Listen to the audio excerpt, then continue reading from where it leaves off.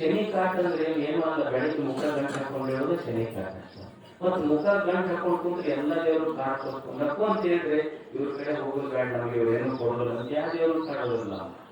ಅದಕ್ಕೆ ಮನುಷ್ಯ ಕಲಿಯುವುದೇನು ಅಂದ್ರೆ ದಾಸೋಹ ಆಗುದು. ಏನು ಸಂಪತ್ತಿಲ್ರಿ, ನಾ ಬಹಳ ಬಡವದೇನೆ ಅಂದ್ರೆ ಬೆಳಿಗ್ಗೆ ನಕ್ಕು ಅಂತ ಹೇಳಿ ಅದು ನಗೆಯ ದಾಸೋಹ. ಮತ್ತ ನಗಾಕ್ ಬರಲ್ರಿ ನಮ್ಗೆ ಒಟ್ಟ ಅದು ರೂಢಿ ಇಲ್ಲ ಅಂದ್ರೆ ಯಾರು ಚಲೋ ಮಾತು ಹೇಳು, ಯಾರು ಬರ್ತಾರ ಕಾಣ್ತಾರ ಹೋಳಿ ಕಲಸಿದ್ರೆ ನಿಮ್ಗೆ ಏನ್ ಹೇಳು ಶರಣ.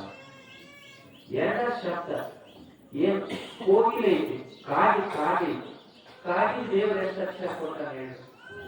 ಬರೇ ಕ ಅಂತ ಒಂದೇ ಗೊತ್ತಿತ್ತು, ಏನು ಗೊತ್ತಿಲ್ಲ. ಕಾ ಅನ್ನೋ ಒಂದೇ ಅಕ್ಷರ ಕೊಟ್ಟಾರ. ಕೋಗಿಲೆ ಐತಿ, ಅದಕ್ಕೆ ಬರೇ ಕು ಅನ್ನೋದು ಒಂದೇ ಅಕ್ಷರ ಕೊಟ್ಟಾರ.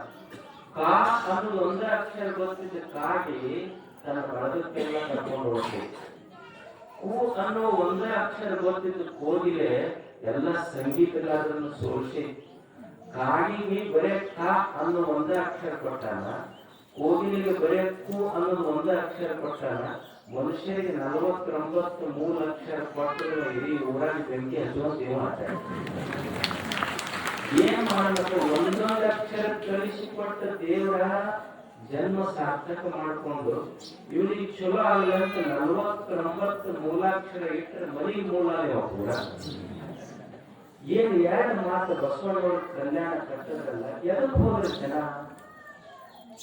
ಅಲ್ಲೇನ್ರ ಉಚಿತವಾಗಿ ಏನ್ರ ಕೊಟ್ಟಿದ್ರ ಬಸವಣ್ಣವ್ರು? ಏನೂ ಕೊಟ್ಟಿರ್ಲಿಲ್ಲ.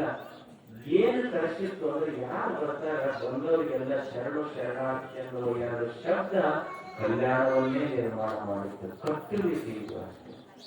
ದೇವರು ಮುಖದ ಮೇಲೆ ನಗಿ ಕೊಟ್ಟರೆ ನಗಿ, ಒಂದಿಷ್ಟು ಮಾತು ಕೊಟ್ಟರೆ ಮಾತ, ಮತ್ ಏನೂ ಕೊಟ್ಟಿಲ್ರಿ ಅಂದ್ರೆ ಶಕ್ತಿ ಕೊಟ್ಟಾಗಲ್ಲ.